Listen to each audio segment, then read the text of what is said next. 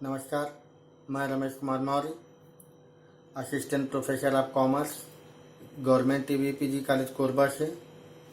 मैं आज आप लोगों के सामने कॉम सेकेंड सेमेस्टर के कैश फ्लो स्टेटमेंट चैप्टर के बारे में कुछ बताना चाहूँगा। डायरेक्ट और इनडायरेक्ट मेथड से एक एक क्वेश्चन मैं समझाने का प्रयास करूँगा। आइए हम देखते हैं क्वेश्चन और उसके आंसर, पहले डायरेक्ट मेथड से फिर इनडायरेक्ट से। तो सबसे पहले मैं इनडायरेक्ट मेथड का बताना चाहूँगा, जो सिंपल क्वेश्चन हो, जिससे हम तीनों एक्टिविटीज़ को जानेंगे।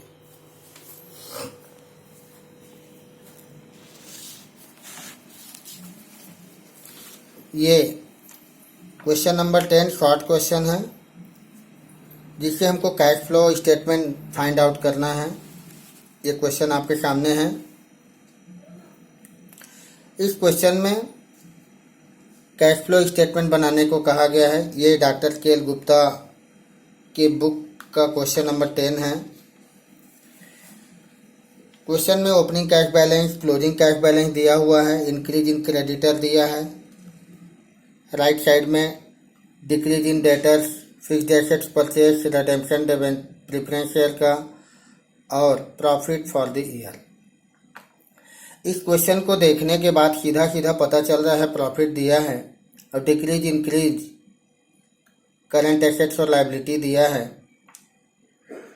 तो इससे साफ पता चलता है कि ये इनडायरेक्ट मेथड से बनेगा। हमको मेथड लिखने की ज़रूरत नहीं है।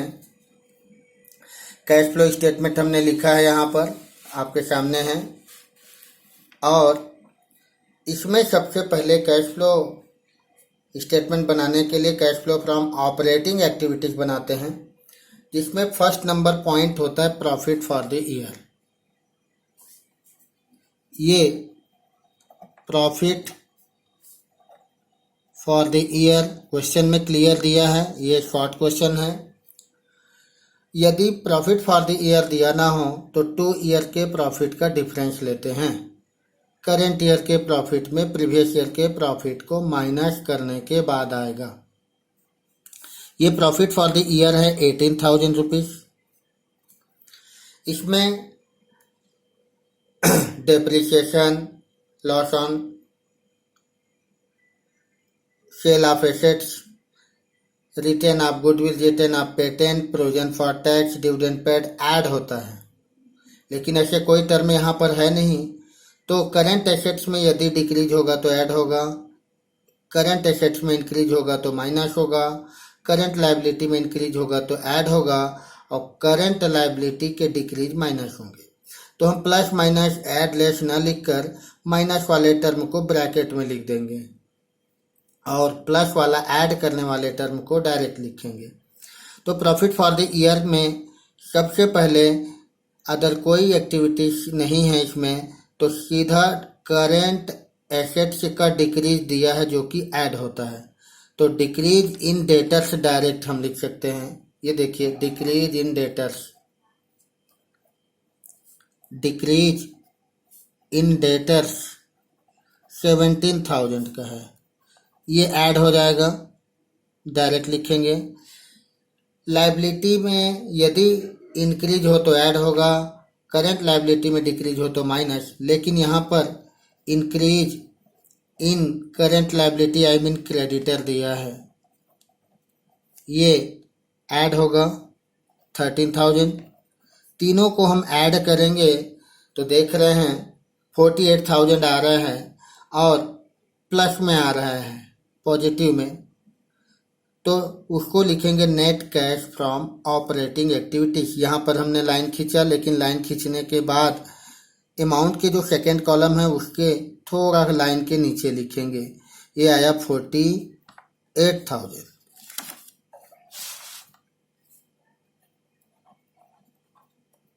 तीनों को ऐड करने के बाद नेक्स्ट नंबर सेकेंड पॉइंट आता है cash flow from investing activities. Investing activities में सेल और परचेस आता है एसेट्स का, और इंटरेस्ट ऑन डिबेंचर रिसीव्ड आता है, या इंटरेस्ट ऑन इन्वेस्टमेंट आता है, और डिविडेंड रिसीव्ड भी आता है।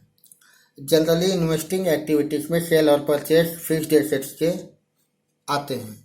तो यहाँ पर देखेंगे क्वेश्चन में फिक्स्ड एसेट्स परचेस लिखा है और सेल या परचेस और कहीं नहीं है, इसका मतलब फिक्स्ड एसेट्स परचेस ओनली इसमें आएगा। Cash flow from investing activities में परचेज ऑफ फिक्स्ड एसेट्स ये है आपका 30,000, यहाँ पर लिखेंगे। लेकिन परचेस है तो माइनस माइनस वाले को ब्रैकेट में लिखेंगे। सेल होता तो डायरेक्ट अमाउंट लिखते हैं। अब लिखेंगे इसको, नेट कैश नहीं लिखेंगे, cash used in investing activities, क्योंकि माइनस में है तो यूज्ड लिखने होंगे एक्टिविटीज। आपके 30,000 को यहाँ लिखेंगे लेकिन माइनस में लिखेंगे।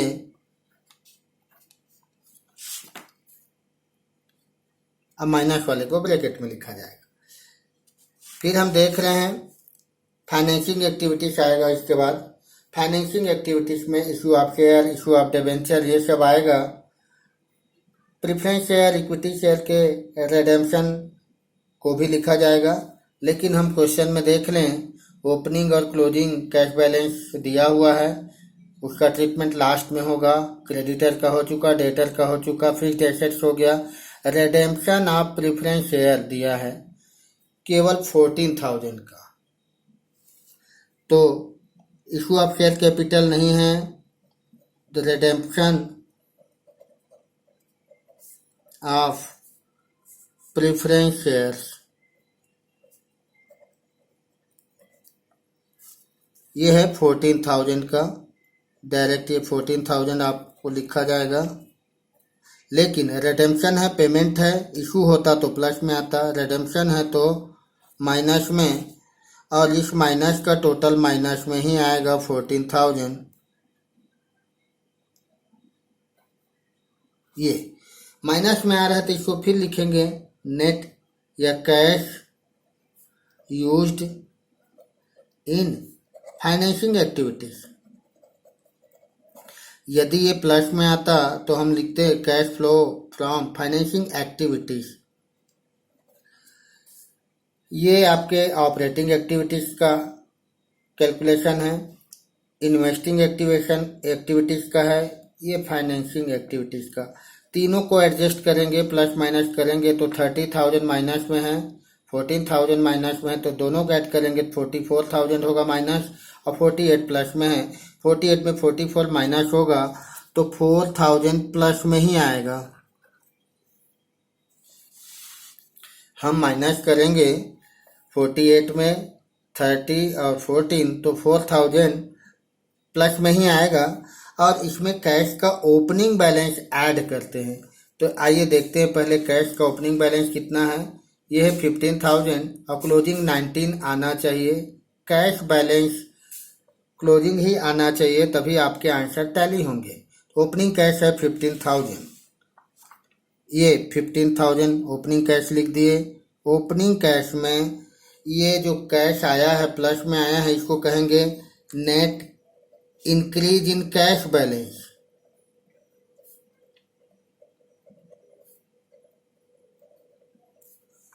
क्या लिखेंगे हम, ये जो 4,000 है net increase in cash balance हो जाएगा। 4,000 ओपनिंग कैश 15 ऐड किए तो ये आ गया 19,000। ये इनडायरेक्ट मेथड का एक सिंपल सा क्वेश्चन जिसमें ऑपरेटिंग एक्टिविटीज, इन्वेस्टिंग और फाइनेंसिंग एक्टिविटीज को हमने समझा। इसमें ऑपरेटिंग, इन्वेस्टिंग, फाइनेंसिंग एक्टिविटीज के जो टोटल प्लस या माइनस आएगा, प्लस में आएगा तो इंक्रीज आएगा कैश का बैलेंस, और माइनस में आए निगेटिव आए तो डिक्रीज आएगा। ओपनिंग कैश ऐड करने पे क्लोजिंग कैश का बैलेंस टैली होना चाहिए। हम देख लेते हैं एक बार। ओपनिंग कैश 15 जब हमने ऐड किया तो क्लोजिंग कैश बैलेंस जो 19,000 दिया है वही आया। अब हम आपको एक क्वेश्चन नंबर 6 जो लॉन्ग क्वेश्चन कैलकुलेशन है, कैश बुक दिया है क्वेश्चन में। कैश बुक के बेस पे हमको कैश फ्लो स्टेटमेंट बनाना है, और कैश बुक को जो हम देख रहे हैं, cash receive from customer, payment to supplier, debit side में कैश रिसिप्ट है, क्रेडिट साइड में पेमेंट है। इससे साफ पता चलता है कि यह क्वेश्चन डायरेक्ट मेथड से बनेगा। डायरेक्ट मेथड से बनेगा तो उसका एक फॉर्मेट है, ऑपरेटिंग एक्टिविटीज बस डायरेक्ट इनडायरेक्ट में अलग बनेगा, अदरवाइज इनडायरेक्ट मेथड में इन्वेस्टिंग फाइनेंसिंग सेम होते हैं। दोनों मेथड में इन्वेस्टिंग फाइनेंसिंग इक्वल होते हैं, केवल ऑपरेटिंग एक्टिविटीज अलग अलग बनते हैं। तो ये डायरेक्ट मेथड से बनेगा, हमको मेथड लिखने की ज़रूरत नहीं है। क्वेश्चन हम देखकर जान गए कि रिसीव फ्रॉम कस्टमर जो अमाउंट दिया है वो डायरेक्ट मेथड का है। तो हम क्वेश्चन में देख रहे हैं रिसीव फ्रॉम कस्टमर 5 लाख के हैं, तो ये receipt from customer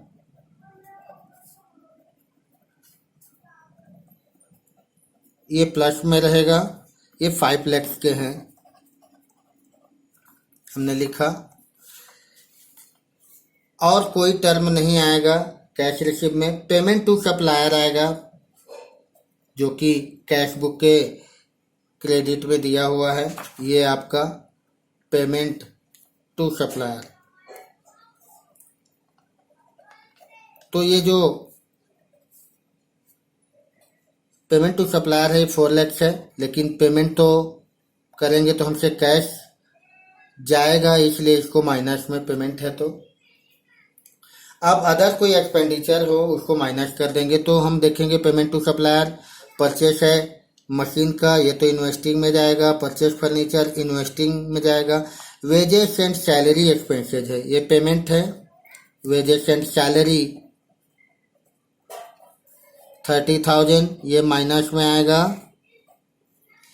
rent and tax आएगा, रेंट एंड टैक्स माइनस, अलग से लेस लिखने की ज़रूरत नहीं है, अमाउंट को हम माइनस में लिख देंगे, ब्रैकेट में लिख देंगे।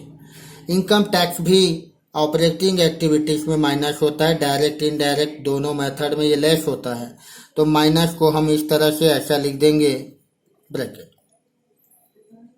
फिर आएगा, देखिए 5 लाख तो प्लस में है, माइनस में कितने हो गए 4 लाख, 30, 20 और 25, सबको ऐड करें तो क्या हो जाएगा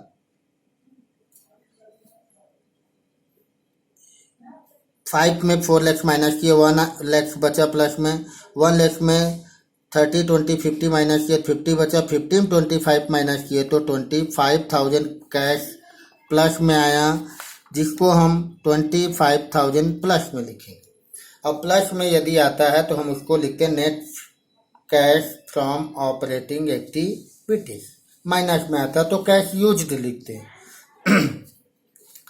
अब इन्वेस्टिंग एक्टिविटीज में ओनली परचेस और सेल की एंट्री की जाती है। तो हमने देखा कैश बुक के डेबिट में सेल ऑफ बिल्डिंग है 190,000, सेल ऑफ ये है आपका point, sale of building 1,90,000 1,90,000 plus में रहेगा। परचेस ऑफ एसेट शायद 2 हैं, परचेस ऑफ मशीन है 150,000, परचेज ऑफ मशीन 150,000 परचेस है तो माइनस में आएगा, ब्रैकेट में लिख देंगे। फिर एक परचेस अमाउंट है फर्नीचर का 50,000, मशीन का 150 और परचेस ऑफ फर्नीचर 50, ये फर्नीचर। सेल ऑफ बिल्डिंग 190,000 लिख दिए प्लस में, परचेस ऑफ मशीन 150,000 माइनस में, और परचेस ऑफ फर्नीचर 50,000 और परचेस है तो ये माइनस में होगा। तो माइनस वाले 2 टर्म मिले, 150,000 और 52 लाख हुए, 2 लाख में 190 माइनस किए तो 10,000 आया, और वो भी माइनस में आएगा तो हम आपको ब्रैकेट में दिखाएंगे, शो करेंगे। इसको cash used in investing activities कहेंगे, माइनस में आएगा तो कैश यूज्ड लिखा जाएगा। फाइनेंसिंग एक्टिविटीज लिखेंगे, फाइनेंसिंग एक्टिविटीज में issue of share, issue of debenture लिखे जाते हैं। तो सबसे पहले क्वेश्चन में आते हैं, issue of equity share 2 lakh है, issue of preference share 1 lakh है। इशू ऑफ इक्विटी 2 लाख है, issue of preference share 1 lakh से, उसको प्लस में लिखेंगे फाइनेंसिंग एक्टिविटीज में। तो इशू ऑफ इक्विटी 2 लाख है, issue of equity share 2 lakh है, issue of preference share 1 lakh है, पेमेंट देखिए कैश बुक है, क्रेडिट साइड पेमेंट होता है, payment to supplier, purchase machine, purchase furniture की एंट्री हो चुकी है, वेजेस, रेंट, इनकम टैक्स की एंट्री हो चुकी। रिडेम्पशन ऑफ डिबेंचर 275,000 है, वो पेमेंट आ जाएगा 275,000 redemption of debenture, redemption of debentures 275,000 payment है, रिडम्पशन है, भुगतान है, शोधन है, इसलिए इसको माइनस में। फिर डिविडेंड पेड देख रहे हैं हम क्वेश्चन में, डिविडेंड पेड यहाँ पर 30,000 है, फिर ये 20,000 क्लोजिंग कैश बैलेंस है, ये थोड़ा सा ये 20,000 क्लोजिंग कैश बैलेंस है और 30,000 का डिविडेंड पेड है। डिविडेंड पेड फाइनेंसिंग एक्टिविटीज में आएगा, माइनस होगा ये है 30,000 का माइनस में। तो 2 लाख आपके इक्विटी शेयर के, 1 लाख प्रेफरेंस शेयर के, 3 लाख प्लस में हुए। डिबेंचर का रिडेम्पशन 275,000, 30,000 डिविडेंड पेड, ये दोनों मिला के 3,05,000, 3,05,000 होते हैं और ये 3 लाख होते हैं प्लस में, तो 5,000 रुपये माइनस में आएगा। माइनस में आएगा तो कैश यूज्ड क्या लिखेंगे, cash used in financing activities, minus में लिखा जाएगा इसको। डिविडेंड पेड के बारे में एक बात बताएंगे, ऑपरेटिंग एक्टिविटीज में अगर इनडायरेक्ट से बनता तो डिविडेंड पेड ऐड होता, फाइनेंसिंग एक्टिविटीज में माइनस होता है। यदि वो डायरेक्ट मेथड से बन रहा है तो डिविडेंड पेड केवल फाइनेंसिंग एक्टिविटीज में माइनस होगा।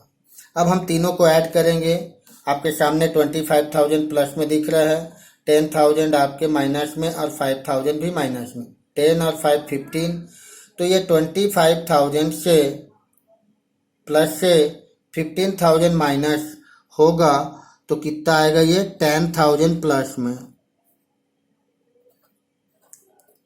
प्लस में आया, इसका मतलब कैश इंक्रीज हुआ। इसको लिखेंगे net increase in cash balances.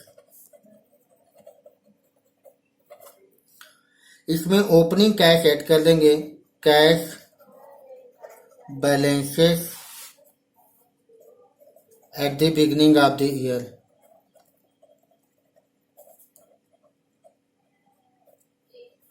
Opening cash add करेंगे तो क्लोजिंग कैश आएगा, तो हम लिख देंगे cash balances at the end of the year.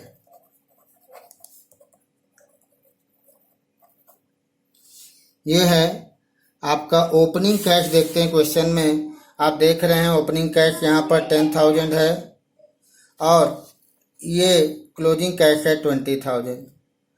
तो ओपनिंग कैश 10,000 ऐड करेंगे इंक्रीज बैलेंसिंग में, तो 10 और 10 20,000 आ रहा है और क्लोजिंग कैश भी 10,000 नेट इंक्रीज आया, 10,000 ओपनिंग कैश ऐड किए तो 20,000 कैश का क्लोजिंग बैलेंस आ रहा है, जो क्वेश्चन के हिसाब से कैश बैलेंस टैली हो रहा है।